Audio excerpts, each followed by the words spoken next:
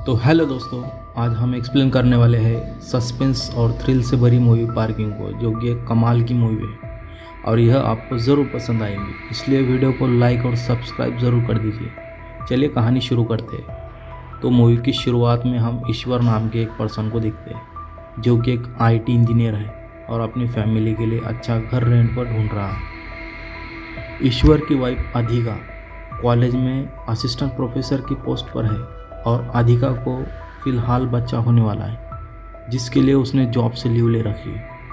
ईश्वर अपने वाइफ अधिका से बहुत प्यार करता है और उसकी कोई भी चीज़ को मना नहीं करता। जिसके बाद हम देखते हैं कि ईश्वर को रेंट पर एक काफ़ी अच्छा रूम भी मिल जाता है और कुछ ही दिनों में वे दोनों वहाँ शिफ्ट हो जाते हैं। तब अधिका के कहने पर वह दोनों अपने नीचे रहने वाले पड़ोसी से मिलने जाते हैं, जहां हमें ईश्वर के पड़ोसी के बारे में बताते हैं और उनका नाम इलम परिधि होता है, जो कि वहां के पंचायत ऑफिस में काम करते हैं और बहुत ही कंजूस आदमी है। वह अपनी बेटी की शादी के लिए अभी से पैसे जोड़ रहे हैं ताकि उन्हें बाद में दिक्कत ना हो। इलम परिधि की वहाँ पर काफ़ी इज्जत है क्योंकि वह एक ईमानदार ऑफिसर है। उनकी वाइफ का नाम परिधि है, जो कि एक हाउस वाइफ है, और उनकी बेटी का नाम अपर्णा है, जो कि इंजीनियरिंग कर रही है। पर अपर्णा और अधिका आपस में बात करते हैं तो हमें पता चलता है कि ईश्वर और अधिका ने भागकर कोर्ट मैरिज की है और ईश्वर का ऑफिस पास में है, इसलिए उन्होंने यहाँ पर रूम रेंट पर लिया है।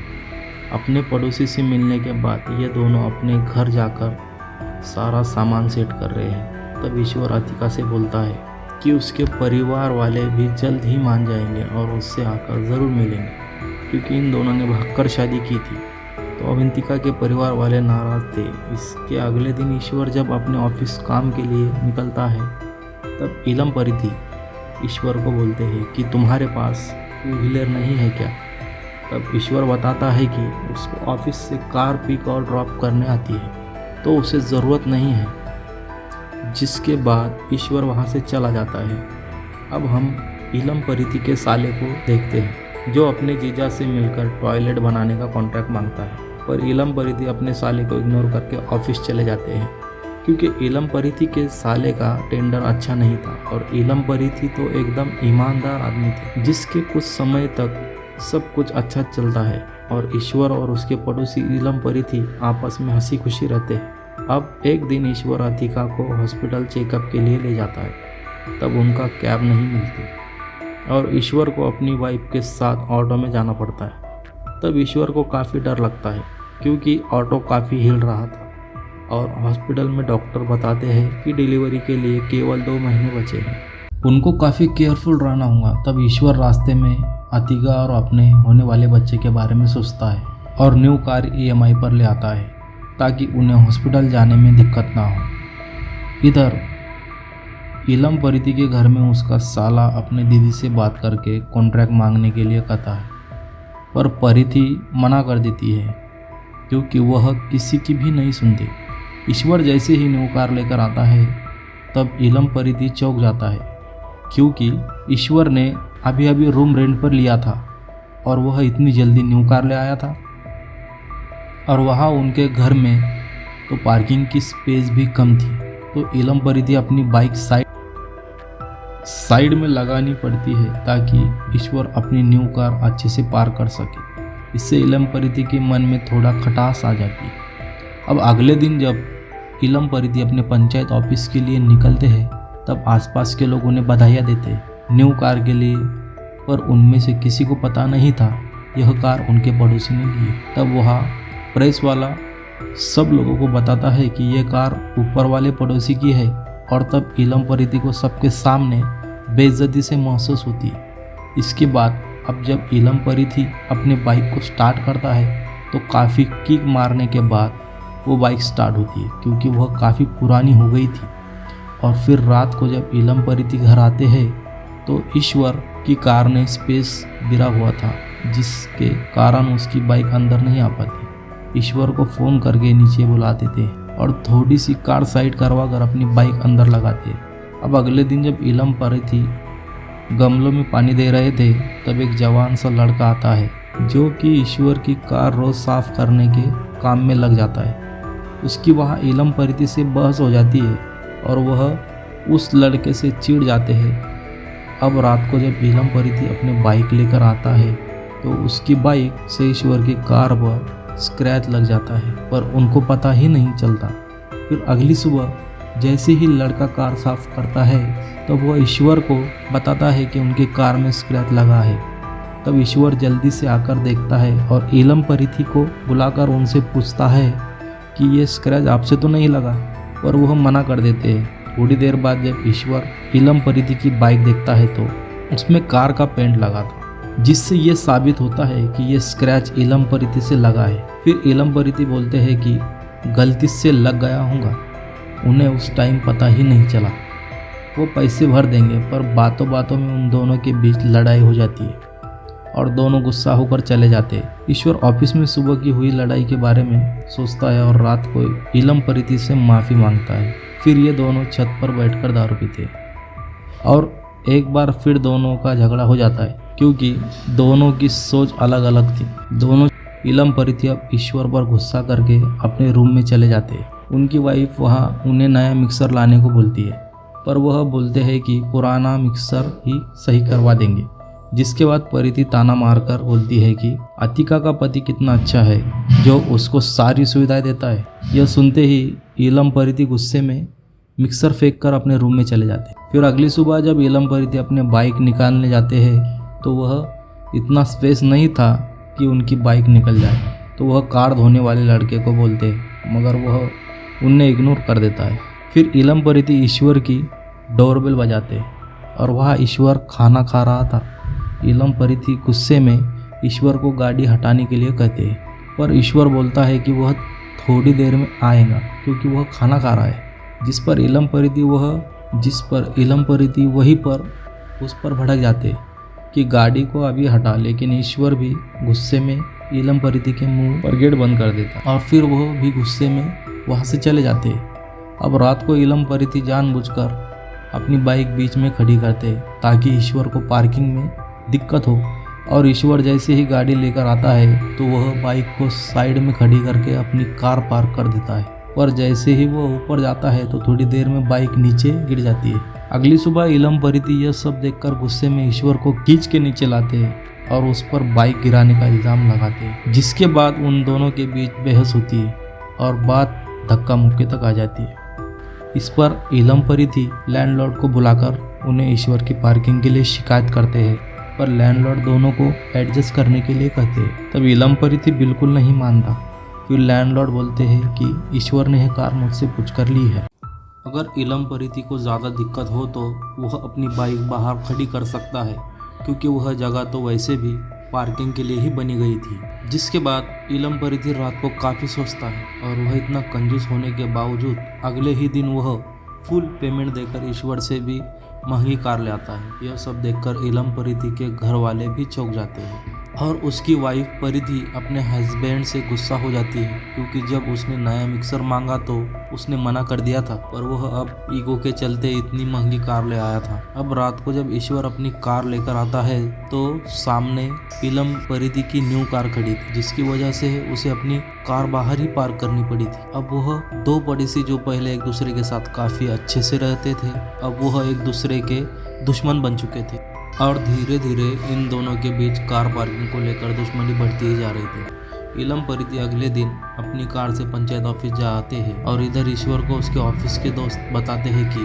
घर के बाहर कार पार्क करना सेफ नहीं है, क्योंकि गाड़ी को कुछ भी हो सकता है। फिर एक दिन ईश्वर अपने ऑफिस से जल्दी आकर कार अंदर पार्क कर लेता है और रात को जब इलम परिधि घर आते हैं तो उन्हें अपनी कार बाहर पार्क करना पड़ती है। फिर अगले दिन इलम परिधि ऑफिस से जल्दी आकर अपनी कार खड़ी करता है और ऐसे ही दोनों के बीच पार्किंग की लड़ाई बढ़ती जाती है और दोनों ही अपने ऑफिस में कार पार्किंग के बारे में सोचते रहते हैं। इलम परिधि बाहर गाड़ी के अंदर बैठे थे ताकि ईश्वर अपनी कार निकाल दे और वह कार को अंदर पार्क कर पाए, पर ईश्वर तो इलम परिधि को देखकर कार से ऑफिस जाता ही नहीं, बल्कि वह कैब से ऑफिस निकल जाता है, जिस कारण इस बार भी इलम परिधि की गाड़ी बाहर ही रह जाती है। फिर हम देखते हैं कि ईश्वर अब अपनी गाड़ी को कहीं भी बाहर लेकर नहीं जा रहा है ताकि उसकी पार्किंग उससे ना छिन जाए। इलम परिधि भी अब काफ़ी सोचते हैं और फिर घर की मोटर ख़राब कर देते हैं ताकि ईश्वर को उसकी गाड़ी निकालनी पड़े।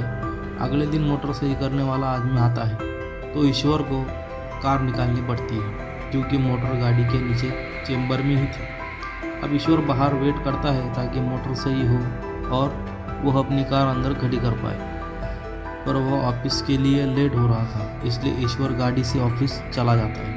अब इलम परिधि फटाफट मोटर सही करवा के अपनी कार अंदर पार्क करने वाले होते तब ईश्वर की गाड़ी जल्दी से आती है और वह सीधा घर के अंदर पार्क हो जाती है, जिस कारण से इलम परिधि का एक्सीडेंट होते होते बचता है। अब इलम परिधि गुस्से में एक मोटा सा पत्थर उठाकर ईश्वर की गाड़ी का शीशा तोड़ देते हैं। तब इन दोनों के बीच लड़ाई शुरू हो जाती है और वही के लोग इन दोनों को शांत कराते हैं। इलम परिधि अब ईश्वर की वाइफ और उसके बारे में गलत सलत बातें बोल देता है। ईश्वर इलम परिधि को चाटा मार देता है और वह नीचे ज़मीन पर गिर जाते हैं, जिसके कारण उनकी लुंगी भी खुल जाती है। इससे इलम परिधि को सब लोगों के सामने काफ़ी बेइज्जती फील होती है। फिर हम देखते हैं कि लैंडलॉर्ड अब अतिका को फ़ोन करके घर खाली करने के लिए कहते हैं, क्योंकि लैंडलॉर्ड से इलम परिधि ने शिकायत की थी, पर अतिका लैंडलॉर्ड से सॉरी बोलकर आखिरी चांस मांग लेती है। फिर अतिका ईश्वर को नया रूम रेंट पर ढूंढने के लिए कहती है, पर ईश्वर गुस्से में ऑफिस चला जाता है।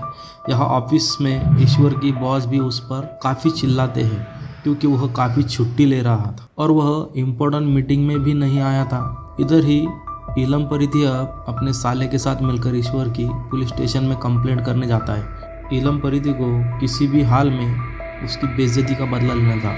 अब रात को जब ईश्वर घर पहुंचता है तो वह शांत हो गया था और वह अपनी बीवी से माफ़ी मांग कर नया घर ढूंढने के लिए कहता है, पर तभी पुलिस वाले ईश्वर के घर आकर उसे पकड़ कर ले जाते और फिर हम पुलिस स्टेशन में पता चलता है कि इलम परिधि और उसके साले ने मिलकर ईश्वर की झूठी कंप्लेंट दी है। ईश्वर ने उसकी बेटी की इज्जत लूटने की कोशिश की है, हाँ कर देती है, क्योंकि उसके पापा ने उसे इमोशनली ब्लैकमेल किया था। अगर वह वैसा नहीं करेंगी तो वह अपनी जान दे देंगे। अब पुलिस वाले ईश्वर को जेल के अंदर डाल देते हैं। इधर इलम परिधि के घर में अपर्णा की माँ उसको खूब डांटती है, उसने अपने पापा के कहने पर ये झूठी गवाही क्यों दी। तब अपर्णा को भी अपनी गलती का एहसास होता है। यहाँ अतिका अब ईश्वर के दोस्त बालाजी और उसकी वाइफ के साथ पुलिस स्टेशन जाती है। तब पुलिस वाला अतिका की हालत देखकर बोलता है कि तुम इलम परिधि से माफ़ी मांगो, अगर उन्होंने केस वापस ले लिया तो उसका पति छूट जाएगा।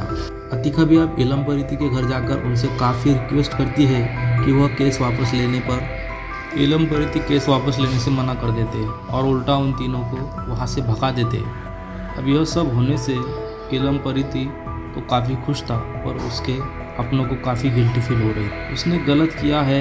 अगली सुबह इलम परिधि की बेटी पुलिस स्टेशन जाकर अपना केस वापस ले लेती है और ईश्वर वापस घर आ जाता है, जिसको देखकर इलम परिधि अपनी बेटी पर गुस्सा करता है कि उसने केस वापस क्यों लिया, पर अपर्णा अपने पापा को सुनाकर वहाँ से चली जाती है। तब इलम परिधि का साला ईश्वर के घर बाहर अनाप शनाप बोलने लगता है और ईश्वर जाकर उसके सर पर कांच के गिलास को फोड़ देता है। तब ईश्वर और इलम परिधि के साले के बीच काफ़ी लड़ाई होती है और ईश्वर उसे और उसके आदमियों को खूब मारता है। तब लैंडलॉर्ड वहाँ आता है और ईश्वर को उसका घर खाली करने के लिए कहता है, क्योंकि उसकी वजह से उसके घर में पुलिस आई थी और इससे ईश्वर की पब्लिक के सामने भी नाक कट गई थी कि उसने इलम परिधि की बेटी अपर्णा के साथ ज़बरदस्ती की है। अब ईश्वर को देखकर ऐसा लगता है कि वह थोड़ा साइको होता जा रहा है। अब अगली सुबह इलम परिधि देखता है कि कार पार्किंग खाली है और वह सोचता है कि उसकी जीत हो गई।